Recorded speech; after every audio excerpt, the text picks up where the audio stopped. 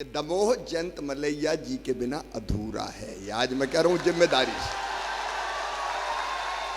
अभी लगता ही नहीं है कि 75 के हो गए, और इसलिए अभी तो काम करते रहना है। ये कोई ना समझ ले कि रिटायरमेंट का कार्यक्रम है।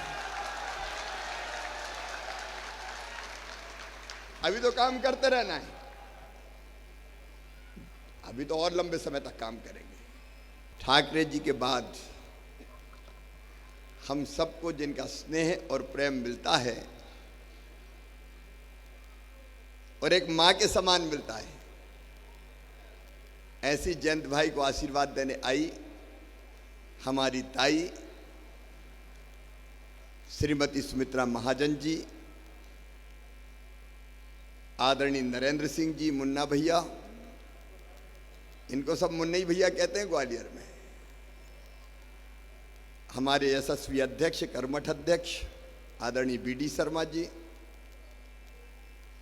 जयंत भाई के साथ कदम से कदम मिलाकर चलने वाले आदरणीय गोपाल जी।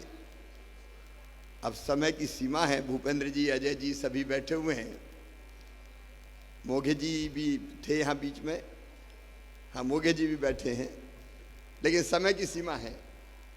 और यहाँ जो बैठे हैं उनमें से अधिकांश को मैं नाम से जानता हूँ, और इसलिए ज़्यादा नाम लूँगा तो मैं छूट गया ये चक्कर खड़ा हो जाएगा। इसलिए इस अवसर पर उपस्थित सभी बहनों, भाइयों, भांजे, भांजियों, आदरणीय जयंत भैया, आदरणीय भाभी जी। अच्छा, मेरा ध्यान नहीं किया जब ताई ने कहा कि कितने स्मार्ट थे, हीरो जैसे लग रहे हैं, तब मैंने ध्यान से देखा, और जब वो छोटा फोटो देखा तो मुझे तो ये लग रहा था कहीं उनके मुंह से ये ना निकल जाए ओ मम्मा।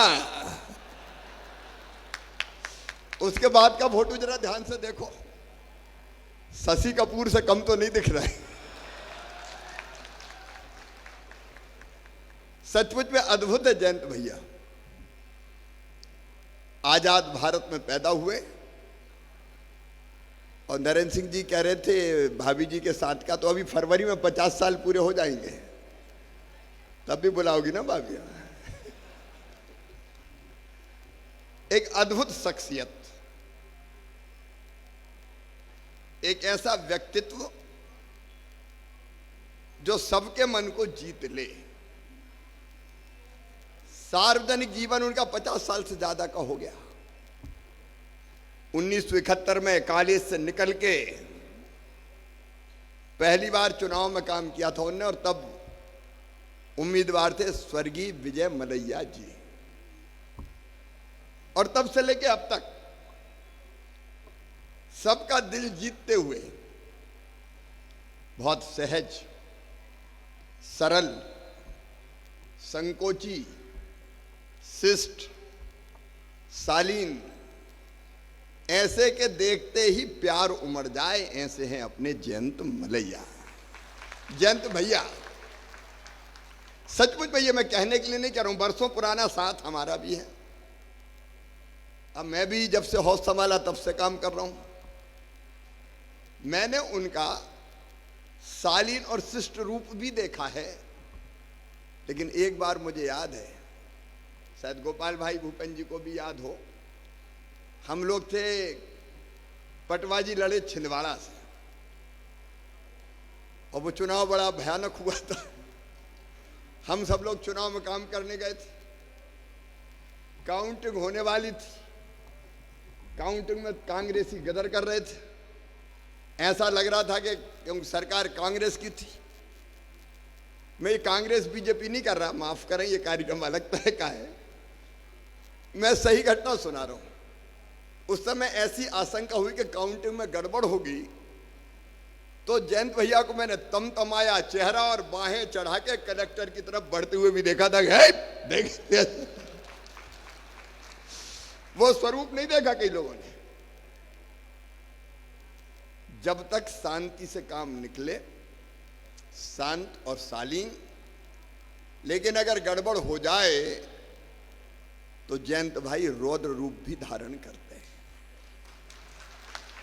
और पार्टी का काम अगर दिया तन्मयता के साथ मुझे याद आता है, कोई भी काम जयंत भाई को दिया हो उसको बेहतर ढंग से, क्योंकि ठाकरे जी की शिक्षा ताई बता रही थी, उनकी छत्र छाया में संगठन का काम करना सीखा। अब गोपाल भाई बैठे हैं, गढ़ाकोटा में गोली चल गई, तब भी शायद अर्जुन सिंह थे मुख्यमंत्री। अब अर्जुन सिंह उस समय जयंत भैया जीते ही जीते थे 84 में, बाई इलेक्शन पता है कि नहीं, पहली बार जीते थे 84 में, उपचुनाव लड़ा था। और उस भयानक माहौल में जब आतंक का राज था, उस आतंक को तोड़ने गढ़ाकोटा में घुसे थे जयंत भाई, और लोगों को आत्मविश्वास से भरने का काम किया। जब संघर्ष की जरूरत पड़ी तो संघर्ष, जब संगठन का काम हो तो संगठन का काम। ये बात सच है कि दमोह जयंत मलैया जी के बिना अधूरा है। ये आज मैं कह रहा हूं जिम्मेदारी से।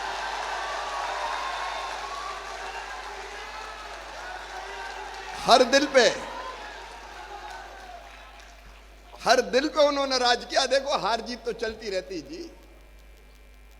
अब हम बिहार गए थे, कहां भेजा था लड़ने हमें, राघव का, लड़ जाओ तो लड़ गए दिग्विजय सिंह से, उसमें क्या दिक्कत। जब पहली बार 84 में भी जयंत भैया पता नहीं संयोग ऐसा 92 वोट से हारे थे, जब जबरदस्त माहौल था, इंदिरा जी की हत्या हो गई थी उसके बाद। और इस बार भी थोड़ा किनारे पे ही मामला था। जनता का अनेकों बार, 7 बार मुझे लगता, 7 बार 8 बार लगातार विधानसभा का चुनाव जीतते रहे। और मुझे याद है पहली बार पटवा जी के साथ जब मंत्री थे, मैं तब से बहुत ध्यान से उनको देखता हूं। योग्यतम मंत्रियों में से पटवा जी के मंत्रिमंडल के सदस्य थे जयंत भाई। इसके बाद उमा दीदी की सरकार 2003 के बाद आई, तब भी जिम्मेदार और गंभीरता से काम करने वाले मंत्री थे जयंत भाई। फिर गौर साहब की सरकार आई, बीजेपी की सरकार है मतलब, उसमें भी पूरी जिम्मेदारी निभा के मुख्यमंत्री का साथ देने वाले मंत्री थे जयंत भाई। और मेरे साथ तो लंबा समय गुजरा। अब मैं सच बता रहा हूं मुख्यमंत्री के नाते, जब भी कोई महत्वपूर्ण और गंभीर काम किसी को देना हो तो मेरे सामने एक ही नाम आता था, श्री जयंत भैया, और मैं उनको देता जाता था। अब वो मेरे साथ सरकार में, जब मुझे लगा कि नगरों की स्थिति खराब है, काम ठीक करना है, तो मंत्री कौन को बनाए, नगरीय विकास और आवास पर्यावरण मंत्री, तो सोचा जयंत भैया। बाद में फिर मुझे लगा उद्योग लाना है, तो मध्य प्रदेश में उद्योगपति आते नहीं, तो उद्योग लाने के लिए अगर सबसे जिम्मेदार चेहरा कोई हो जो उद्योगपतियों के पास जाए देश में विदेश में, तो कौन को बनाए, तो नाम ध्यान आया जयंत भैया।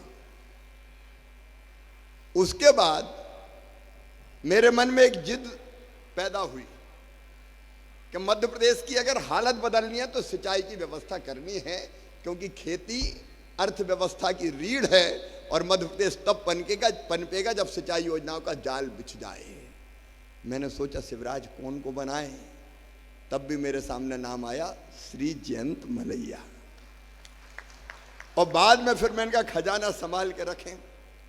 आपको आज गर्व के साथ बता रहा हूं, मध्य प्रदेश कभी घाटे में नहीं रहा, रेवेन्यू सरप्लस स्टेट रहे हैं हम।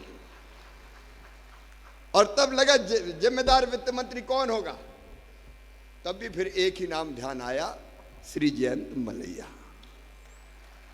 ऐसा साथ निभाते आप कल्पना नहीं कर सकते।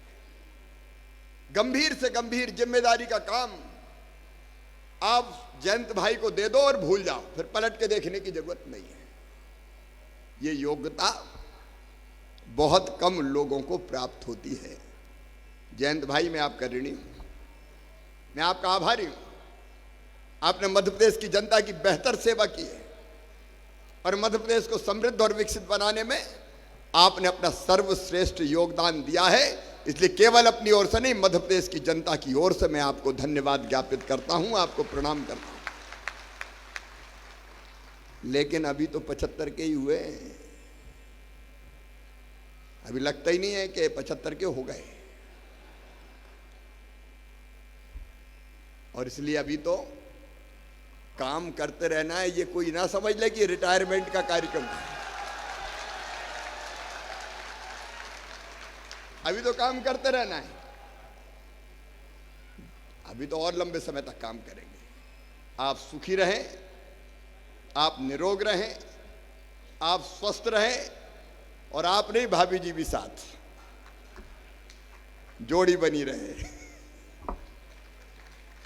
और इस परिवार का योगदान सदैव राष्ट्र निर्माण में लगातार मिलता रहे, लगातार मिलता रहे। और इसलिए तो मैं कह रहा हूं, हारने के बाद भी कभी ये नहीं लगा कि जयंत मलैया हार गए। अच्छा, हारने का भी अपना आनंद है, 1.25 साल मैंने भी लिया है क्योंकि जब लोगों के दिलों में प्यार होता है तो बाकी चीजें सब बेमानी हो जाती है। वो प्यार सदैव जयंत भाई को प्राप्त होता रहा। एक बार फिर मैं आपको शुभकामनाएं देता हूं। और जयंत भाई, इतना जरूर कहता हूं कि जब मेरा 75वां जन्मदिन मनाया जाए तो मुझे आशीर्वाद देने जरूर आना है।